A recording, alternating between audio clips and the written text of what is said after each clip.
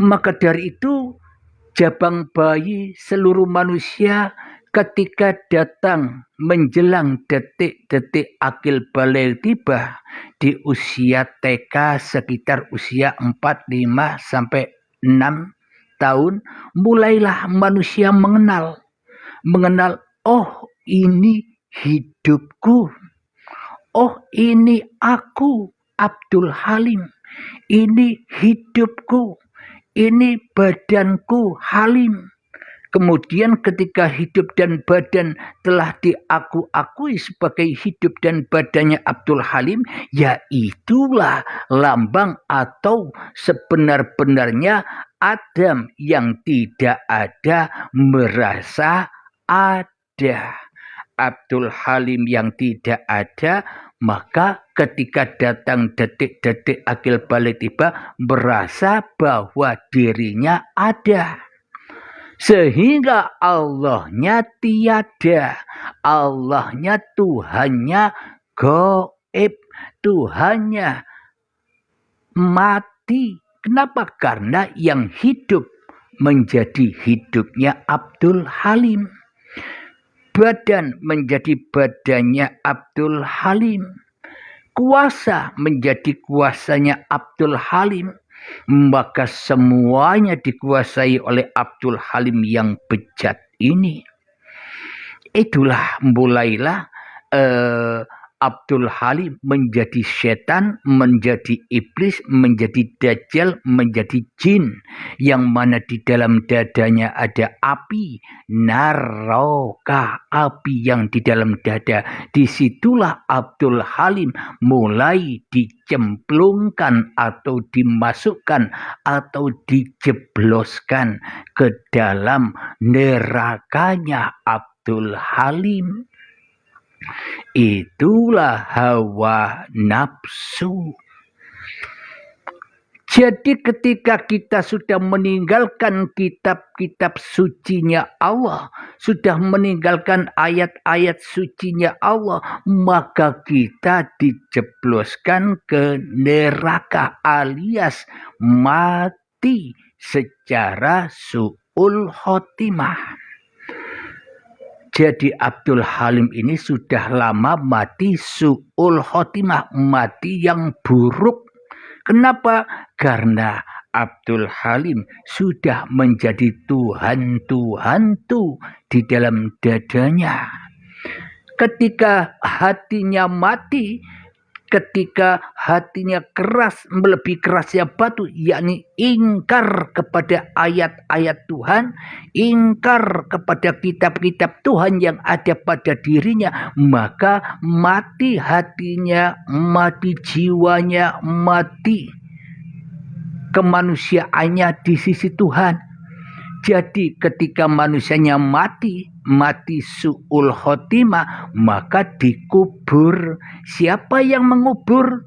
Ya Allah yang mengubur. Yang hiduplah yang bisa mengubur. Sedang yang mati tidak bisa mengubur-nguburkan diri sendiri.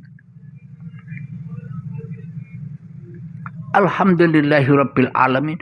Jadi ketika hati, jiwa, roh Abdul Halim ini mati, ingkar kepada Allah, ingkar kepada kitab-kitabnya Allah bahwa dirinya adalah kitabullah, maka dikuburlah Abdul Halim di dalam jasad badan ini. Jasad badan inilah hakikat kuburan yang dari tanah. Apanya yang dikubur? Jiwa yang mati telah terkubur. Jiwa yang mati su'ul khotimah. Kenapa kok su'ul khotimah? Kok jelek? Karena apapun yang dikerjakan oleh Abdul Halim ini pasti endingnya linapsi. Meskipun secara syariat aku berniat karena Allah Ta'ala. Contoh, aku habis sholat isya barusan. Usolli fardul isya'i arba'a raka'atin mustaqbilal kiblati adaan imaman lillah. Kelihatannya Abdul Halim bisa ngomong lillah di dalam niatannya. Tapi prakteknya, realita di dalam hati Abdul Halim ini hanya linapsi. Kenapa? Karena Abdul Halim yang bisa sholat isya, Abdul Halim yang bisa beribadah, Abdul Halim yang bisa berzikir-zikiran, Abdul Halim yang bisa membaca Al-Quran, Abdul Halim yang merasa bisa bersolawatan, Abdul Halim yang merasa bisa bekerja, Abdul Halim yang merasa bisa menyiram bunga, Abdul Halim yang merasa bisa merokok dan ngopi, semuanya endingnya linapsi. Itulah realita kenyataan yang ada pada diri kita. Ucapannya lillahi ta'ala, tapi prakteknya kenyataannya linapsi. Itulah mati su'ul khotimah.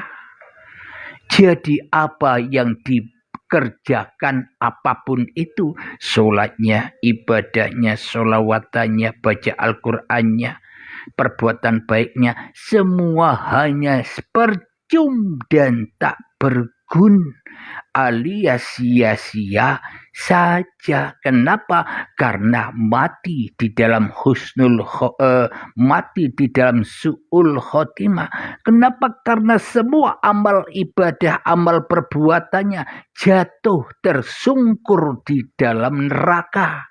Yakni apa? Li nafsi. Diaku-akuilah semua itu perbuatan manusianya. Inilah manusia yang ingkar itu. Ya Abdul Halim ini manusia-manusia yang ingkar. Maka ketika menginjak anak-anak setelah detik-detik akil balik keingkaran Abdul Halim ini, maka dikenalkan dengan kitab-kitab suci. Yakni di dalam Islam kitab sucinya adalah Al-Quran. Kenapa Abdul Halim ini dikenalkan, disuruh belajar Al-Quran atau belajar agama? Karena Abdul Halim ini telah sesat. Jadi kitab suci yang di luar itu, kitab suci Al-Quran itu sebagai penolong atau sebagai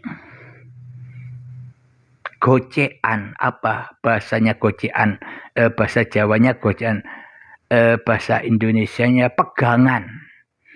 Jadi kitab suci yang di luar itu sebagai pegangan supaya Abdul Halim kembali masuk ke dalam kitab sucinya sendiri yang telah lama ditinggalkan. Ketika ditinggalkan oleh Abdul Halim kitab sucinya sendiri, maka kitab suci itu telah terkubur. Kitab yang sangat kita butuhkan untuk jalan petunjuk kembali kepada Allah sudah lama terkubur di dalam dada kita. Sehingga kita mati terus di dalam kehidupan ini. Kelihatannya hidup, tapi hakikatnya mati. Hidup di dalam mati. Mati manusianya di sisi Tuhannya. Kenapa kok mati? Karena tidak bisa lillahi ta'ala. Karena tidak bisa jumpa Tuhannya di dalam kehidupan ini. Kenapa Abdul Halim dikatakan mati su'ul khotimah? Karena pulangnya tidak kepada Allah, tapi pulangnya segala amal yang dilakukan oleh Abdul Halim, pulangnya bersandar kepada setan. Ya Abdul Halim inilah setan itu. Keberadaan Abdul Halim inilah jin itu yang dari api. Keberadaan Abdul Halim inilah kenyataan Dajjal yang nyata. Dajjal sudah nyata, kok nunggu-nunggu Dajjal yang dongeng. Jadi Dajjal yang ditunggu-tunggu itu hanya dongeng. Oh, ada yang tanya, siapa Abdul Halim? Nama saya Abdul Halim. Jadi Dajjal yang sudah nyata tidak diperangi, Tapi Dajjal yang dongeng ditunggu-tunggu, sedangkan Dajjal yang nyata sudah memporak-porandakan iman-iman setiap manusia, yakni keakuan diri manusia, kedagingan diri manusia, egoisme diri manusia. Yaitulah Dajjal itu, yang lambangnya di dalam pikiran atau di dalam keningnya yakni kafarok, kufur. Kenapa? Karena mengimani hanya kitab-kitab yang di luar dirinya, yakni kitab setan. Jadi apa yang di luar diri itu sebenarnya kitab setan. Kitabullah, kitabnya Allah, kitabnya Tuhan, yakni ada pada diri setiap manusia. Jadi ketika manusia beriman kepada kitab-kitab yang ada di luar dirinya, maka tambah sesat, tambah merasa bangga dengan kitab-kitab sucinya, merasa mulia dengan kitab-kitab sucinya, sehingga menganggap kitab suci orang lain, sehingga menganggap kitab suci agama lain itu salah, najis. Hanya kitabnya sendiri, hanya kitab agamanya sendiri yang merasa benar. Inilah bukti bahwa bila manusia mengimani, mengikuti kitab-kitab yang di luar dirinya, maka tidak tambah selamat, maka tambah sesat. Kenapa?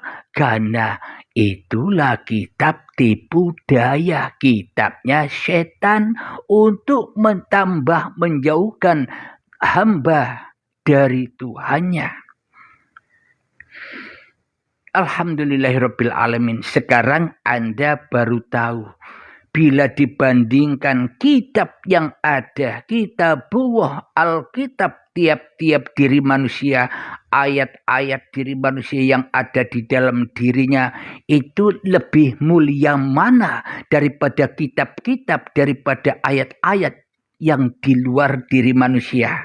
Sekarang Anda baru tahu kitab mana yang lebih suci, kitab mana yang lebih benar, jalan mana yang lebih benar. Anda sekarang baru tahu. Jadi sesuai tema judul, berarti kitab-kitab suci yang ada pada pemeluknya agamanya masing-masing itu berlaku bagi orang-orang yang masih ingkar, bukan orang-orang yang sudah beriman, bro. Jadi kitab-kitab suci yang ada di luar diri kita seperti Al-Quran, Injil, Zabur, Taurat dan sebagainya, itu berlaku hanya bagi orang-orang yang ingkar saja, yang mengimaninya. Kenapa? Karena manusianya sudah jauh meninggalkan kitab-kitab Tuhannya. Berasal dari mana manusianya? Karena manusia lupa dengan sejarah dirinya, manusia lupa dengan kewujudannya, manusia lupa dengan kehidupannya, manusia lupa dengan daya upayanya, bahwa semua itu bukan milik manusia.